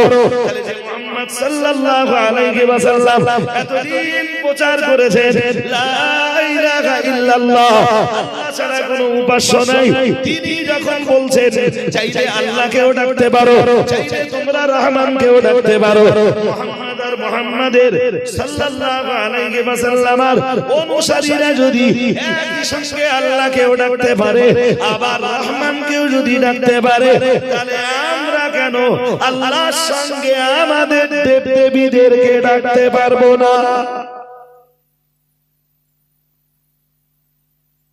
মনোযোগ আছে আপনাদের নাকি হ্যাঁ তাহলে মনের কান দিয়ে ঘুম ঘুম পাচ্ছে না একটু ঘুম ভেঙে দেওয়ার মতো হয়েছে জি ওদের মনে ওই প্রশ্নটা জাগলো যখন আল্লাহ বললেন চাইলে আল্লাহরে ডাকো চাইলে রহমানকে ডাকো জি ওদের মনে তখন ওই প্রশ্নটা জাগলো যে আমরা এতদিন মুহাম্মাদের মুখে শুনেছি মুহাম্মদ সাল্লাল্লাহু আলাইহি বলতেন লা ইলাহা ইল্লাল্লাহ মুহাম্মাদুর রাসূলুল্লাহ সাল্লাল্লাহু আলাইহি ওয়াসাল্লাম আল্লাহ ছাড়া কাউকে ডাক দেওয়া যায় না আজকে সেই মুহাম্মাদই বলছেন তোমরা আল্লাহকেও ডাকতে পারো চাইলে রহমানকেও ডাকতে পারো তো মুসলমানরা যদি আল্লাহ আর রহমান দুজনকে একসাথে ডাকতে পারে তাহলে আমরা কেন আল্লাহকে আর আমাদের দেবদেবীদেরকে একই সঙ্গে ডাকতে পারবো না আর একই সঙ্গে ওদের পূজা করতে পারবো না কেন এই প্রশ্নটা তখন ওদের মনের ভিতরে বদ্ধমূল হলো ও বাবাজিরে ভাইরা গভীরভাবে ওদের মনের ভিতরে প্রেসার করছিল বারবার এই প্রশ্নটাই ওদের মনের ভিতরে উগিঝুঁকি মারছিল ওরা ওই প্রশ্নের উত্তর পাওয়ার জন্য দলবদ্ধভাবে প্যারা নবী মুহাম্মদুর রাসূলুল্লাহ সাল্লাল্লাহু আলাইহি ওয়াসাল্লাম বিশ্বনবীর দরবারে চলে এলো আল্লাহ পাক নবীকে বলল ও মুহাম্মদ এতদিন তো তুমি প্রচার করেছো ইল্লাল্লাহ আল্লাহ ছাড়া কোনো উপাস্য নাই উপাস্য হিসাবে কাউকে ডাকতে হলে এক আল্লাহকেই ডাকতে হবে একজন উপাস্যকেই ডাকতে হবে না না না না বহুজন কখনো ইবাদতের যোগ্য হতে পারে না বহুজন কখনো আহ্বান পাবার যোগ্য হতে পারে না আর আজকে তুমি মক্কার মাটিতে প্রচার করছো কুলিদুল্লাহ আবিদুর রহমান চাইলে তোমরা আল্লাহকে ডাকতে পারো চাইলে তোমরা রহমানকে ডাকতে পারো হে মুহাম্মদ তুমি আর তোমার সঙ্গীরা যদি একই সঙ্গে আল্লাহ এবং রহমানকে ডাকতে পারো তাহলে আমরা আল্লাহ এবং আমাদের দেবদেবীদেরকে কেন একই সঙ্গে ডাকতে পারবো না ও বাবাজিরা ভাইরা প্রিয় নবী মুহাম্মদুর রাসূলুল্লাহ সাল্লাল্লাহু আলাইহি ওয়াসাল্লাম বললেন তোমরা একই সঙ্গে আল্লাহকে ডাকবে আবার তোমাদের দেবদেবীদের ডাকবে ওটা শিরক বলে গণ্য হবে আর আমার আল্লাহ তো এটাও বলে দিয়েছেন ওয়া ইশরিক বিল্লাহি ফাকাদ হারামাল্লাহু আলাইহিল জান্নাহ কেউ শিরক করলে আল্লাহ তার দয়ার জান্নাত তার জন্য হারাম করে দিবেন কেউ শিরক করলে ইন্নাল্লাহা লা ইয়াগফিরু আইয়ুশরাকা বিহি ওয়া ইয়াগফিরু মা দুনা যালিকা লিমান ইয়াশা কেউ যদি শিরক না করে শিরক ব্যতীত অন্য গুনাহ করলে জিন্দেগীর যত গুনাহ রয়েছে খাঁটি তওবা করলে সব গুনাহ maaf হয়ে যায় না না না না শিরকের গুনাহ কখনো maaf হয় না আমি মুহাম্মদুর রাসূলুল্লাহ সাল্লাল্লাহু আলাইহি ওয়াসাল্লাম বলছি আপনারা আল্লাহকেও ডাকবেন আবার আল্লাহর সঙ্গে দুনিয়ার দেবদেবীদের ডাকবেন ওটা তো শিরকের পর্যায়ে অন্তর্ভুক্ত হবে ওটা শিরক বলে বিবেচিত হবে ওটা শিরক বলে গণ্য হবে আল্লাহর জান্নাত হারাম হয়ে যাবে আল্লাহ তৈরি করা কঠিন শাস্তির জায়গা জাহান্নাম তা হালাল হয়ে যাবে ও বাবাজিরা ভাইরা ওরা আবার ঘুরিয়ে বলল মুহাম্মদ আমরা যদি আমাদের দেবদেবী আর আল্লাহকে একই সঙ্গে ডাকলে ওটা যদি শিরক হয় তাহলে তোমরা মুসলমান যারা আছো আল্লাহকেও ডাকতে পারো একই সঙ্গে রহমানকে ডাকতে পারো এটা কি শিরক হয় না তোমার সেই রহমানের পরিচয়টা কি আমাদের কাছে ব্যক্ত করবা কে সেই রহমান রহমানের পরিচয়টা কি বলবা ও বাবাজিরা ভাইরা প্রিয় নবীর কাছে ওরা যখন রহমানের পরিচয়টা জিজ্ঞেস করলো আল্লাহ পাক রব্বুল আলামিন রহমানের পরিচয় দিয়ে রহমানের পূর্ণাঙ্গ পরিচয় দিয়ে যে সূরাটা নাযিল করেছে ওই সূরাটা জায়গা পেয়েছে 27 পারা সূরা আর রহমান হিসাবে আল্লাহ পাক রব্বুল আলামিন সূরা আর রহমানটা নাযিল করে দিয়ে রহমানের পরিচয় ব্যক্ত করে দিলেন আল্লাহ পাক রব্বুল আলামিন শুরুতেই বললেন বিসমিল্লাহির রহমানির রহিম আর রহমান আল্লামাল কোরআন খালাকাল ইনসান আল্লামাহুল বায়ান মহান আল্লাহ বললেন দয়াময় মহান আল্লাহ বললেন রহমান মহান আল্লাহ বললেন দয়াময় আমরা যেন বললাম আল্লাহ কে দয়াময় কে রহমান রহমানের পরিচয় কি মহান আল্লাহ বললেন আল্লামাল কোরআন খালাকাল ইনসান আল্লামাহুল বায়ান আল্লাহ পাক রব্বুল আলামিনের কাছে আমরা যেন বললাম আল্লাহ রহমানের পরিচয় কি আমার আল্লাহ পাক রব্বুল আলামিন দেরি না করে রহমানের পরিচয় দিলেন আল্লামাল কোরআন রহমান যিনি মানুষকে কোরআন শিখিয়েছেন ও ভাইরা আমার মনে রাখো আমি ব্যাখ্যা করার জন্য বসিনি সূরা রহমানের তাফসীর করার জন্য বসিনি আমার মতো অযোগ্যের পক্ষে সূরা রহমানের তাফসীর করাটাও মানানসই নয় যদিও তবুও বলছি মিয়াজি আল্লাহ পাক রব্বুল আলামিন সূরা রহমানের ভিতরে ইহকাল এবং পরকালে আল্লাহ তার বান্দা বান্দীদের জন্য যেসব নিয়ামত নির্ধারণ করেছেন আল্লাহ পাক রব্বুল আলামিন এই পৃথিবীতে বান্দা বান্দীদের জন্য মানুষের জন্য মখলুকের জন্য যেসব নিয়ামত দান করেছেন একদিকে যেমন এই দুনিয়াবি নিয়ামতগুলো আল্লাহ পাক রব্বুল আলামিন সূরা আর রহমানের ভিতরে জায়গা দিয়েছেন আমি আল্লাহ পাক রব্বুল আলামিন দুনিয়াতে রহমান হিসাবে তোমাদের জন্য অনেক দয়া প্রদর্শন করেছি অনেক রহমত আমি নাযিল করেছি অনেক কিছুই আমি আল্লাহ তোমাদের জন্য রহমান হিসাবে দান করেছি আর আমি দুনিয়ায় শুধু দান করেছি তাই না ফিল আখিরাতেও আমি আল্লাহ তোমাদেরকে অনেক কিছু দেব ও বাবাজিরা ভাইরা মনে রাখো মানুষ দুনিয়ায় যে দয়াগুলি পেয়েছে পরকালেও জান্নাতীরা যে দয়াগুলো পাবে আল্লাহ পাক রব্বুল আলামিন সবগুলি সূরা আর রহমানের ভিতরে জায়গা দিয়েছে ও বাবাজিরা ভাইরা তবে কি চ্যাম্পিয়ন করে মহান আল্লাহ শুরু করলেন আল্লাহ পাক রব্বুল আলামিন বললেন আর রহমান আল্লামাল কোরআন খালাকাল ইনসান আল্লামাহুল বায়ান আল্লাহর বিপুল পরিমাণ নিয়ামতের কথা রহমতের কথা দয়াদ্রতার কথা সূরা আর রহমানের ভিতরে ফুটিয়ে তুলেছেন আল্লাহ তবে এট ফার্স্ট আল্লাহ তাতে যে দয়াটার কথা তুলে ধরেছেন আল্লাহ পাক রব্বুল আলামিন বললেন আর রহমান দয়াময় কে সেই দয়াময় আল্লাহ নিজেই জবাব দিলেন আল্লামাল কোরআন রহমান তিনি দয়াময় তিনি যিনি কোরআন শিখিয়েছেন এটাই বুঝতে পারা যায়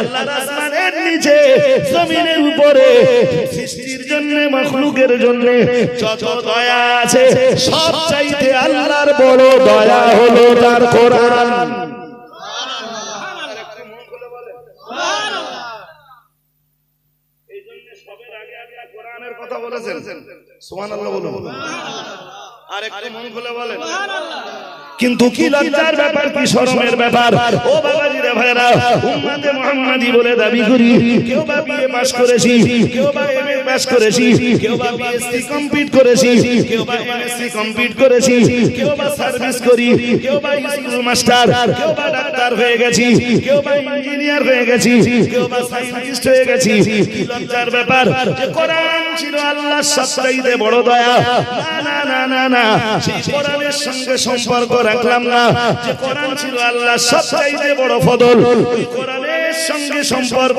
স্থাপন করতে পারলাম না কোরআন তেলাওয়াতের যোগ্যতা হাসিল করতে পারলাম না ও বাবাজিরা ভাইরা ওই যে সূরা রহমানের শুরুতেই রয়েছে আর রহমান আল্লামাল কোরআন খালাকাল ইনসান আল্লামাহুল বায়ান পড়লে বোঝা যায় আল্লাহ পাক রব্বুল আলামিন বললেন রহমান। আমরা যেন জিজ্ঞেস করলাম কে রহমান, আল্লাহ পাক নিজেই জবাব দিলেন আল্লামাল কোরআন, যিনি কোরআন শিখিয়েছেন। আমরা যেন জিজ্ঞেস করলাম কাকে শিখিয়েছে, আমার আল্লাহ পাক রব্বুল আলামিনের, আমার আল্লাহ পাক রব্বুল আলামিন জবাব দিলেন কোরআন শিখিয়েছি আমার নবী মুহাম্মদকে সাল্লাল্লাহু আলাইহি ওয়াসাল্লামকে।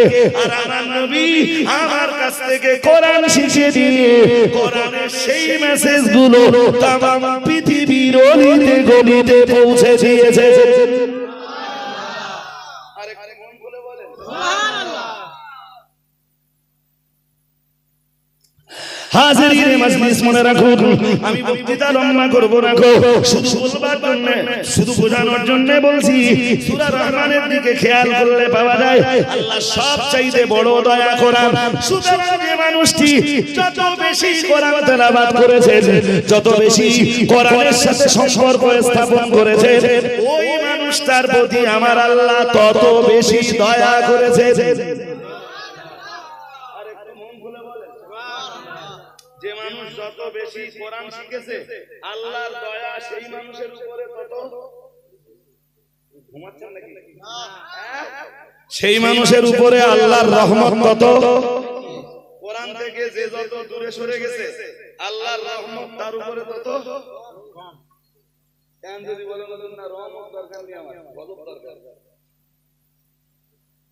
আপনার ব্যাপার মানুষ কোরআন ছেড়ে দে, যেটার পিছনে ছুটতেছে ওর নাম তো টাকা। আসলে ওটা টাকা না, ওটা গজব। কিছু বুঝতে পারেন না? ওটা আসলে টাকা না, ওটা কি? হাজিরিনে মজলিস মনে রাখুন, যদি বলেন হুজুর কেন এমন বললেন, চলুন জবাব দেই কোরআন দিয়ে। মহান আল্লাহ জানিয়েছেন ইন্নামা আমওয়ালুকুম ওয়া আওলাদুকুম ফিতনাতুন। আল্লাহ পাক রব্বুল আলামিন জানিয়েছেন নিশ্চয়ই তোমাদের ধন সম্পদ এবং তোমাদের আল আওলাদ এরা তোমাদের জন্য ফিতনা, এরা তোমাদের জন্য মুসিবত, এরা তোমাদের জন্য বিপদ। ও বাবাজিরা ভাইরা, কেন বিপদ আপনি ইতিহাসের দিকে তাকালে বুঝবেন, কোরআনের দিকে তাকালে বুঝবেন, হাদিস শরীফের বয়ান শুনলে বুঝবেন। আমি সে বয়ানের ভিতরে ঢুকলে সহজে আর বার হতে পারবো না, চট জলদি আমি ধারণাটা দিচ্ছি। মহান আল্লাহ পাক রব্বুল আলামিন জানিয়েছেন ইয়া আইয়ুহাল্লাযীনা আমানু, কোরআন শরীফের 28 পারায় মহান আল্লাহ জানিয়ে দিয়েছেন ইয়া আইয়ুহাল্লাযীনা আমানু, হে দুনিয়ার ঈমানওয়ালা মানুষের দল, আমি আল্লাহ পাক রব্বুল আলামিন বলছি লা তুলহিকুম আমওয়ালুকুম ওয়ালা আওলাদুকুম আন যিকরিল্লাহ। মহান আল্লাহ জানিয়েছেন তোমাদের আল আওলাদ জানো, তোমাদের উপার্জিত সম্পদ জানো, তোমাদের টাকা পয়সা জানো, লা তুলহিকুম, না না না না না, তোমাদেরকে ভুলিয়ে না দেয়।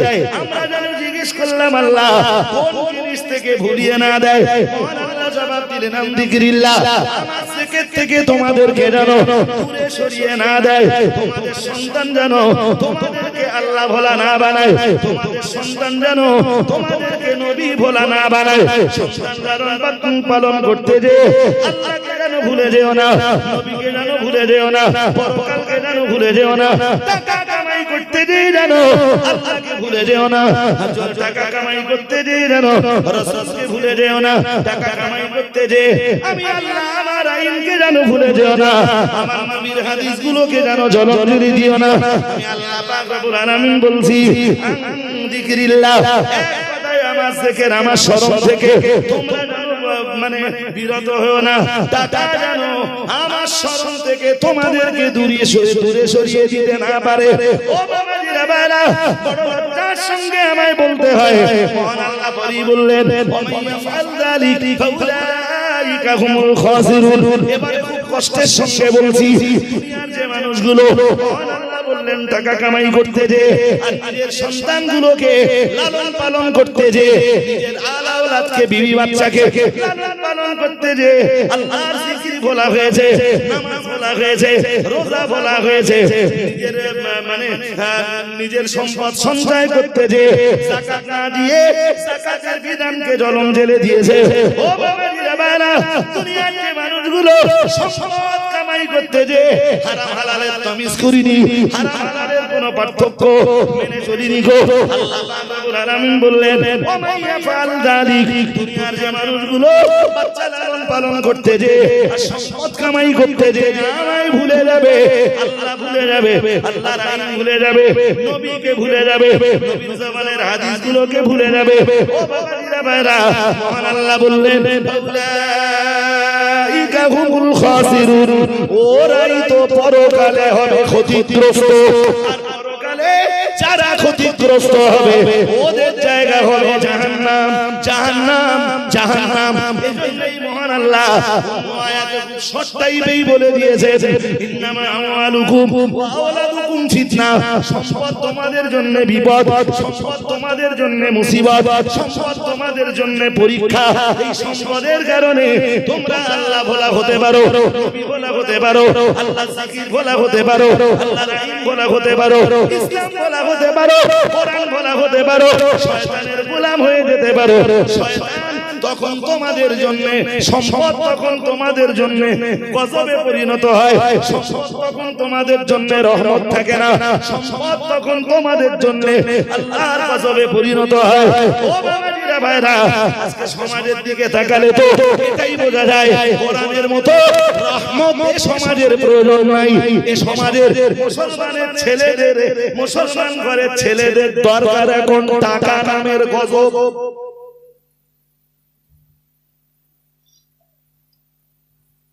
আমার কথা বুঝতেছেন নাকি? যদি কেউ ঘুরিয়ে বলতে পারে টাকার দরকার আছে, আমি বলছি টাকার দরকার সবার আছে, আমারও আছে, আপনারও আছে। হাজিরিন মাজলিস মনে রাখুন, ওয়াজ করলে শুধু লম্বাই হয়, না করলে মোটেই বাড়বে না। কিন্তু আমার সময় এখনো বেশ কিছু সময় রয়েছে, মাথায় রাখুন গভীর ভাবে। আমার আল্লাহ পাক রব্বুল আলামিন রাসূল জানিয়েছে লা তাজুলু কদম ইবনি আদামা হাত্তা ইউসালা আন খামসিন। আমার আল্লাহ নবী জানিয়ে দিয়েছে না না না না, হাসরের ময়দানে যতক্ষণ পর্যন্ত আদমের প্রত্যেকটি আওলাদকে 5টা করে প্রশ্ন না করা হবে, না না না না, এবং যতক্ষণ ওর যথাযথ জবাব তারা না দেবে এক কদম অগ্রসর হতে দেওয়া হবে না। ও বাবাজিরা ভাইরা নবী আমার জানিয়ে দিয়েছেন সবাইকে 5টা করে প্রশ্নের জবাব দেওয়া লাগবে। ও প্রশ্নের জবাব আমায় দেওয়া লাগবে, পাশে বসে থাকা এই দাদা এ লোকের দেওয়া লাগবে, একজন আলেমের দেওয়া লাগবে। এই 5 প্রশ্নের জবাব একজন হাফেজের দেওয়া লাগবে, একজন মাওলানার দেওয়া লাগবে, মসজিদের ইমামের দেওয়া লাগবে, মুয়াজ্জিনের দেওয়া লাগবে। ও বাবাজিরা ভাইরা সবাইকে এই 5 প্রশ্নের জবাব দেওয়া লাগবে। নবী আমার ওই প্রশ্নগুলো 3 নম্বরে বললেন আল্লাহ পাক রব্বুল আলামিন হাসরের ময়দানে জিজ্ঞেস করবেন। 3 নম্বরে বললেন আমালিহি, মাল সম্বন্ধে জিজ্ঞেস করবেন। তাসাবাহু, মাল তুমি কোথা থেকে কামাই করেছো, হালাল পথে রোজগার করেছো, হারাম পথে রোজগার করেছো। মাল কামাই করতে যে আমার আইনকে স্বাগত জানিয়েছো, আমার আইনকে ওয়েলকাম জানিয়েছো, নাকি আমার আইনকে জলাঞ্জলি দিয়েছো? আমি আল্লাহ পাক রব্বুল আলামিন তোমার জীবনে সম্পদ কামাই করার অনুমতি দিয়েছিলাম, এটাও বলে দিয়েছিলাম অন্যায়ভাবে অন্যের মাল তুমি আত্মসাৎ করতে পারবে না। এখন তুমি আমার কাছে জবাব দাও, মাল তুমি কিভাবে কামাই করেছিলে? ও বাবাজিরা ভাইরা দুনিয়ার যে মানুষগুলো সম্পদ হালাল ভাবে কামাই করে এদের তবু কপালটা ভালো। দুনিয়ায় যারা হারামি করে, দুনিয়ায় যারা বাটপাড়ি করে পয়সা কামায়, দুনিয়ায় যারা মানুষ মার্ডার করার ঠিকা দিয়ে টাকা কামায়, দুনিয়ায় যারা লটারি কাটে, দুনিয়ায় যারা সুদ খায়, দুনিয়ায় নিজের মেয়েকে দিল্লি আর মুম্বাইয়ে রেখে দিয়ে যারা পয়সা কামায়, নিজের মেয়ের যৌবনকে যারা বিক্রি করে দেয়, দুনিয়ার যে মেয়েগুলো নিজেদের যৌবন বিক্রি করে দিয়ে পয়সা কামায়, ও বাবাজিরা ভাইরা যে ছেলেগুলো জুয়ার বোর্ডে বসে পয়সা কামায়, আইপিএল এর জুয়ায়, মানে আইপিএল এর জুয়ায় যারা অংশ নেয়, এরা আল্লাহর আদালতে সেদিন কেমনে জবাব দেবে? জবাব না দিতে পারলে কোটু জাহান্নাম, যাও জাহান্নামের ভিতরে ঢুকে যাও।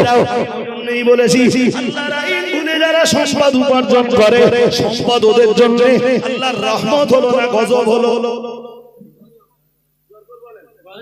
মানুষ গজবের পিছনে দৌড়ায়, কোরআন কোরআন আল্লাহর রহমত, অথচ এই রহমতের পিছনে মানুষ তাহলে সোজা কথায় কি বোঝা গেল? মানুষের রহমতের দরকার নেই, কি দরকার?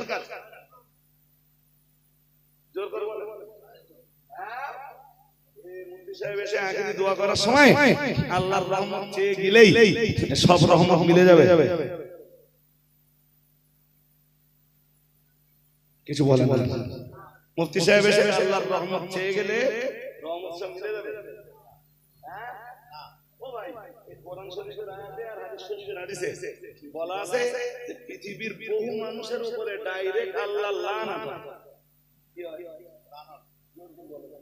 কি হয়? লানত। লানত মানে অভিশংসন। কি হয়? লানাতের অন্য কথায় বলছি, ডাইরেক্ট গজব হয়, কারোর বদদোয়া দেওয়া লাগে।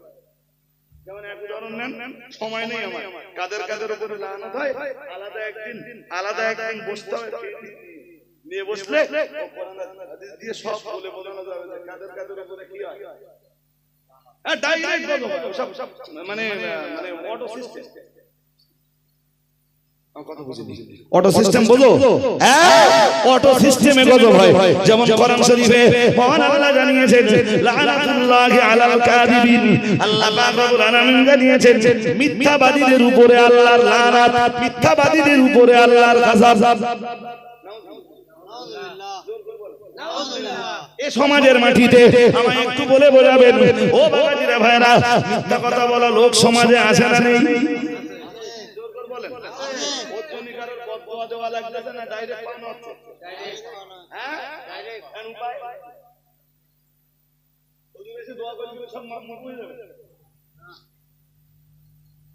এরা হুজুর নেই বলো দুনিয়া।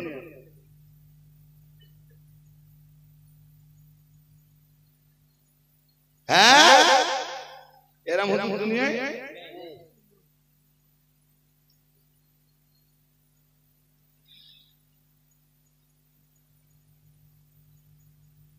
হাজির মজলিস, আমার ব্যাখ্যা করার সময় নেই। এই লানাত কাদের কাদের উপরে হয়?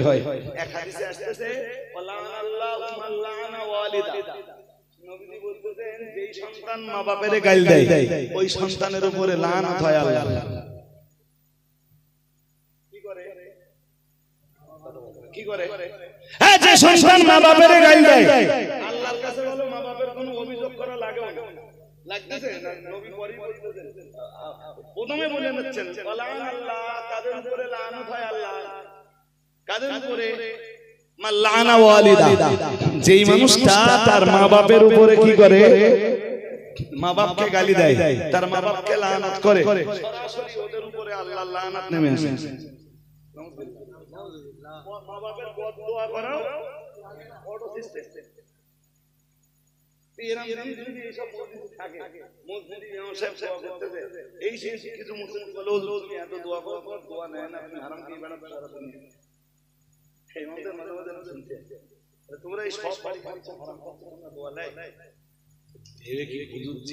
মালগুলোর জন্য দোয়া করতেছে, সেই মালগুলোরও দেখতে হতে। হ্যাঁ না বলেন, আমার ভুলে যাচ্ছে। জি, সুতরাং আপনাকে রহমতের জন্য ছুটতে হবে, তখন আল্লাহর রহমত নাযিল হবে। আরো আওয়াজ দিয়ে বলুন কিসের দিকে ছুটতে হবে? রহমতের দিকে। কিসের দিকে? আমার ক্ষমার দিকে ছুটবি, আমার মাগফিরাতের দিকে ছুটবি, আমার দয়ার দিকে ছুটবি, এবং তবে ছুটবি আমার জান্নাতের দিকে। সুবহানাল্লাহ। মানুষ ছুটতেছে জাহান্নামের দিকে, আর হুজুররা দোয়া করতেছে আল্লাহ জান্নাত। হয় না? এটা সম্ভব? এই 24 মাসে সত্য দেখতে পাচ্ছেন যে ছুটতেছে জাহান্নামের দিকে, আর আমরা এসে দোয়া করতেছি আল্লাহ জাহান্নাম হারাম করে। আল্লাহ আমরা দোয়া নেয়। যেই মালগুলো সেই মালগুলো কেন আল্লাহ আমাদের বুঝবার ক্ষমতা দান করুন। বলুন আমিন। বলুন আমিন। রহমত পাওয়ার আপনার জন্য প্রথম রাস্তা কোরআনটা হাতে তুলে নেন। কি করেন আপনি আমার জানার দরকার নেই। যে কোরআন হাতে তুলে নেয়, ও মাস্টার হোক, ডাক্তার হোক, আলেম হোক, হাফেজ হোক, মৌলানা হোক, জি XYZABC যেই হোক, আল্লাহর রহমত সে পাবে না। রহমত পাওয়ার জন্য দরকার কোরআনের তেলাওয়াত। কিসের তেলাওয়াত? হ্যাঁ, কত ভালো ভালো লোক দেখেছি, কত ভালো ভালো আলেম দেখেছি। জি, 24 ঘন্টা দিনের খেদমতের সাথে জড়িয়ে এরপরেও একটু সময় পাচ্ছে তো কোরআন শরীফের তেলাওয়াত।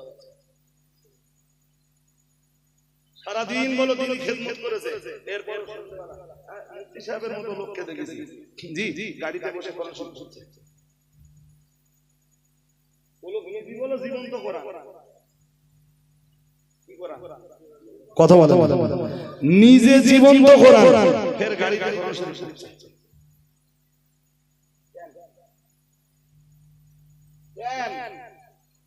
কোরআন শরীফ ছাড়া আল্লাহর রহমত মানুষের ঘরে আসতে পারে না, মানুষের কাছে আল্লাহর রহমত নাযিল হতে পারে না। কোরআন শরীফে মহান আল্লাহ নিজেই জানিয়ে দিয়েছেন হুদা ওয়া রাহমাতাল লিল মুহসিনিন। আল্লাহ পাক রব্বুল আলামিন জানিয়েছেন আমি যে কোরআন নাযিল করেছি, এই কোরআন একদিকে যেমন মানব জাতির জন্য হেদায়েত, মানব জাতির জন্য পথ নির্দেশিকা, মানব জাতির জন্য গাইডলাইন। ও বাবাজিরা ভাইরা, আল্লাহ পাক পরে বললেন ও রহমাতান, আমার কোরআন তেমন, আমি আল্লাহ পাক রব্বুল আলামিন বলছি আমার কোরআন তেমন সমগ্র মানব জাতির জন্য রহমত। আরেকটু মন খুলে বলুন সুবহানাল্লাহ। কোরআন শরীফের অন্য জায়গা আপনি খুলে দেখুন মিয়াজি, আল্লাহ পাক রব্বুল আলামিন জানিয়েছেন অনুনাজ্জিলু মিনাল কোরআনি মা হুয়া শিফাউন ওয়া রাহমাতুল লিল মুমিনিন। আল্লাহ পাক রব্বুল আলামিন কোথাও বলেছেন রাহমাতাল লিল মুহসিনিন। আল্লাহ পাক রব্বুল আলামিন জানিয়েছেন কোরআন আমার ইহসান বান্দা বান্দিদিকে, ইহসানকারী বান্দা বান্দিদের জন্য রহমত। কোথাও আল্লাহ বলেছেন ওয়া রাহমাতুল লিল মুমিনিন। আমি যে কোরআন নাযিল করেছি, এই কোরআন একদিকে মানব জাতির জন্য রোগের নিরাময়, মানব জাতির রোগ থেকে বাঁচবার জন্য, দৈহিক রোগ, শারীরিক রোগ এবং আত্মিক রোগ, কলবের রোগ, সব প্রকার রোগ থেকে বাঁচবার জন্য আমার নাযিল করা কোরআন যেমন দাওয়া ঔষধ। আল্লাহ পাক রব্বুল আলামিন বললেন ওয়া রাহমাতুল লিল মুমিনিন, ঠিক কথাই বলছো। আমার নাযিল করা কোরআন হলো, আমার নাযিল করা কোরআন হলো ঈমানদারদের জন্য রহমত।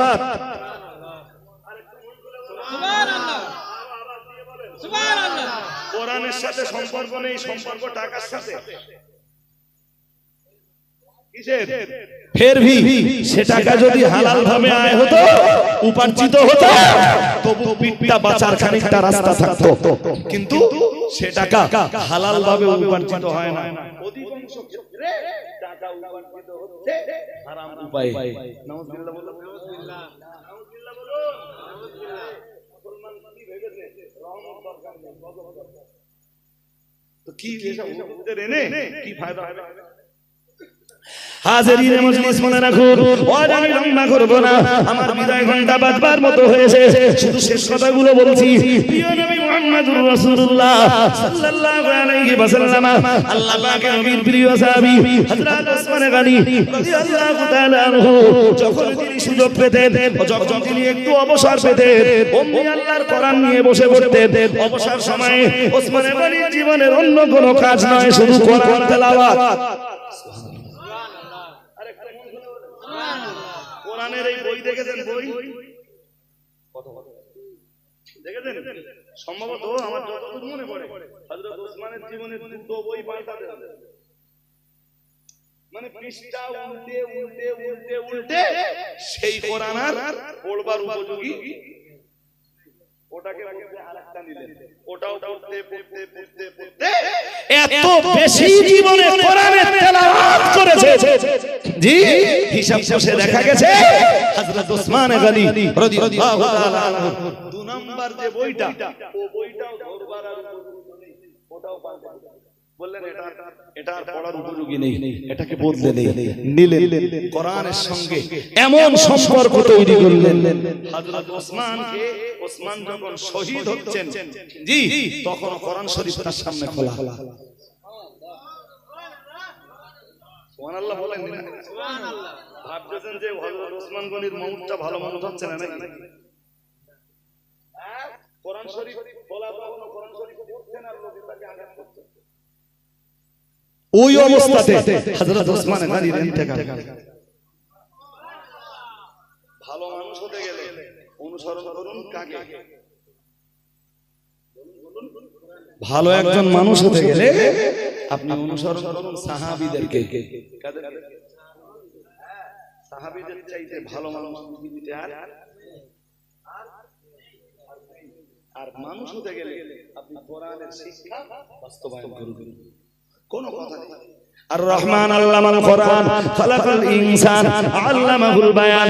মহান আল্লাহ জানিয়েছেন রহমান তিনি যিনি কোরআন শিখিয়েছেন। এরপরে আমরা যেন জিজ্ঞেস করলাম আল্লাহ কোরআন শেখানোর ভিতর দিয়ে আপনি কি করেছেন? আল্লাহ পাক জবাব দিলেন খালাকাল ইনসান, অমানুষগুলোকে আমি কোরআন শিখিয়ে মানুষ বানালাম। সুবহানাল্লাহ। আরো জোর করে বলেন সুবহানাল্লাহ। এই অমানুষগুলো মানুষ বানানোর জন্য কিসের জন্য? ও মানুষগুলোরে মানুষ বানাতে আমি কোরআন দিয়েছি। সুতরাং কোরআনের রেগুলেশন ছাড়া কেউ 16 আনা মানুষ হতে বলুন সাহাবারা নবীর দরবার থেকে এই কোরআনের রেগুলেশনটা পেয়েছে। সুবহানাল্লাহ। এই জন্য নবীদের পরে তারা পৃথিবীর শ্রেষ্ঠ মানুষ। এই কারণে আল্লাহ তাদের ব্যাপারে ঘোষণা দিয়েছেন রাদিয়াল্লাহু আনহুম ওয়া রাদু আনহু। সুবহানাল্লাহ। উলাইকা হিজবুল্লাহ। শুধু ওই পর্যন্ত বলে ছাড়েন না।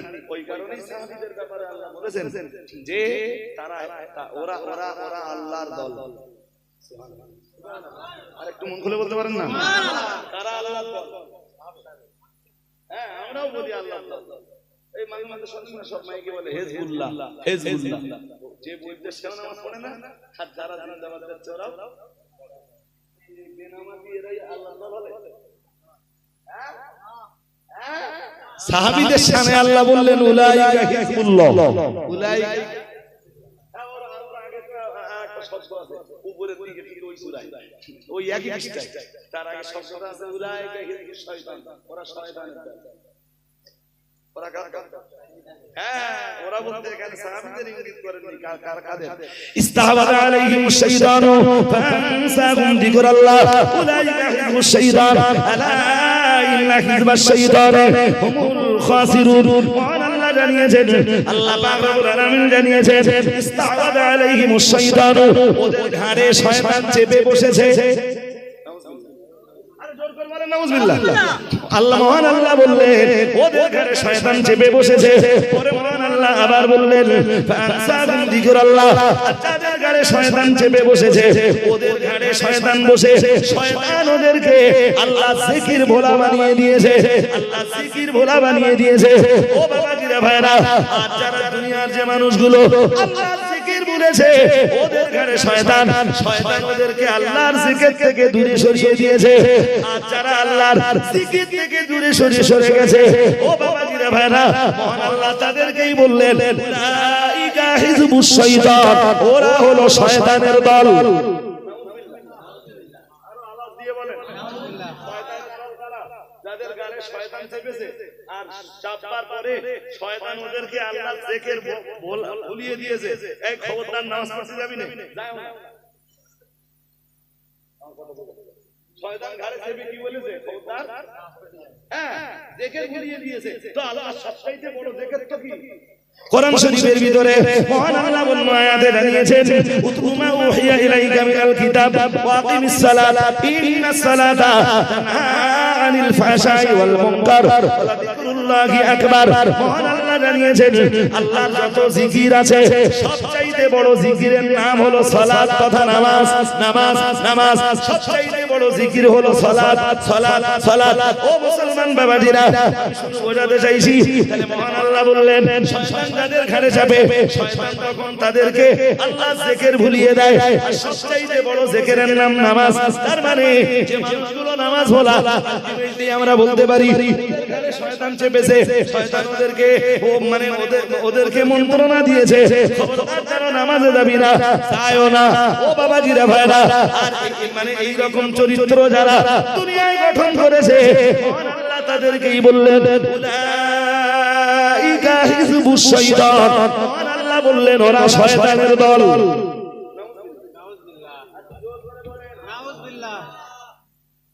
সুতরাং দুই জিনিস নিতে হবে আপনাদের, একে কোরআন, দুইয়ে নামাজ, দুইয়ে কোরআন শরীফ তেলাওয়াত করা শিখতে হবে, সালাতটা প্রতিনিয়ত আদায় করতে হবে। এই দুই দাওয়া যদি আমার কাছে আজকে নিতে পারেন, জি দেখবেন আস্তে আস্তে আস্তে আস্তে আপনি একজন আদর্শবান মানুষের মতো মানুষ হয়ে যাচ্ছেন। ফজর মাগরিব পড়ে যত রাস্তাতেই থাক, একটু কোরআন তেলাওয়াত আর 5 বারের নামাজের না থাকে। দেখতে দেখতে আমি প্রায় আমার সময় কভার দিয়ে ফেলেছি। এতটা সময় বলবার মতো এসে যেন মনে হচ্ছিল যে 2 ঘন্টা ওয়াজ করার মতো দেহ আমার নেই।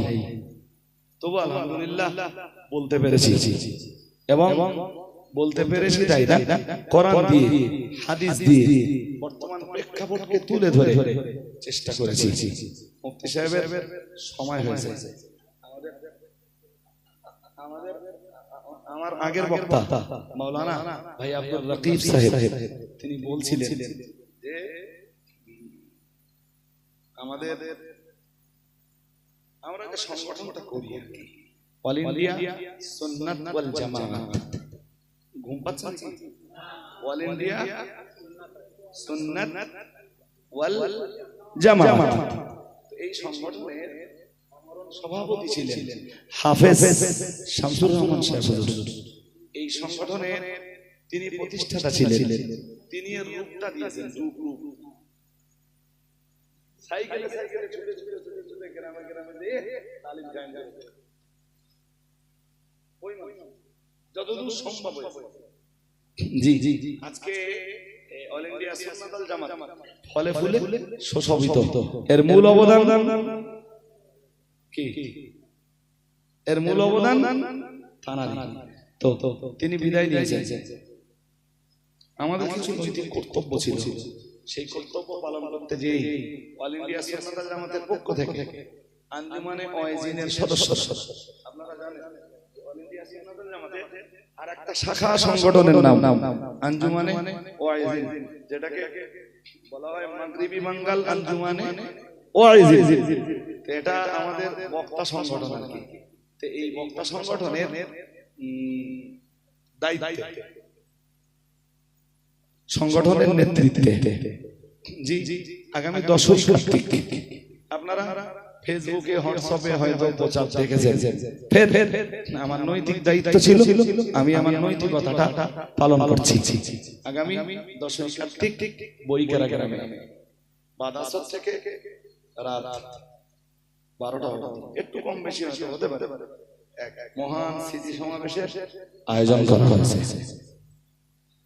আমরা 12টার বেশি যাব না, এটাই আমাদের টার্গেট। এবার 2-5 মিনিট এধার সেধার হতে পারে, আলাদা বিষয়। তো আপনাদের সবাইকে খাস দাওয়াত দিচ্ছি। কত তারিখ বলেন? দিন জোর করে বলেন। 2 তারিখ। আজ কয় তারিখ? 3 তারিখ। 4 পড়ে গেছে বাংলা হিসাবে। তো সবাইকে দাওয়াত দিচ্ছি। অনুষ্ঠানটা কোথায় হবে বললাম? বইকেরা। ওই বইকেরা মাদ্রাসাতে যারা গেছেন বা ধরতে পারেন মুফতি সাহেবের বাড়ি থেকে ঢিল ছোড়া সবাইকে খাস দাওয়াত দিচ্ছি। মেহেরবানি করে দাওয়াতটা কবুল করবেন, যাবেন মুখে মুখে এই স্মৃতি সমাবেশের প্রচারটা করবেন। ঠিক তার পাশাপাশি 10 তারিখে স্মৃতি সমাবেশ হচ্ছে, 11, 12, 13, 14 মানে 4 দিন পরে, 4 দিন পর থেকে খাদিজা মাদ্রাসা 2 দিন ব্যাপী বাৎসরিক ইসালে সালাত, একদম নির্ধারিত ডেট আপনারা জানেন। জি যেমন হয় এবারও আল্লাহ চাইলে তেমনই হবে। আল্লাহ কবুল করুন, বলুন আমিন। তো আপনাদের দাওয়াত থাকলো, মেহেরবানি করে আপনারা যাবেন। দাওয়াত কবুল করছেন নিশ্চয়ই। আর গাড়িতে কিছু কুপন আছে, যদি কেউ মনে করেন যে একটু খেদমত করবেন খাদিজা মাদ্রাসার জন্য, তো একটা কুপন নিয়ে একটু মানুষের দ্বারে দ্বারে গেলে মানুষ খাদিজার জন্য কিছু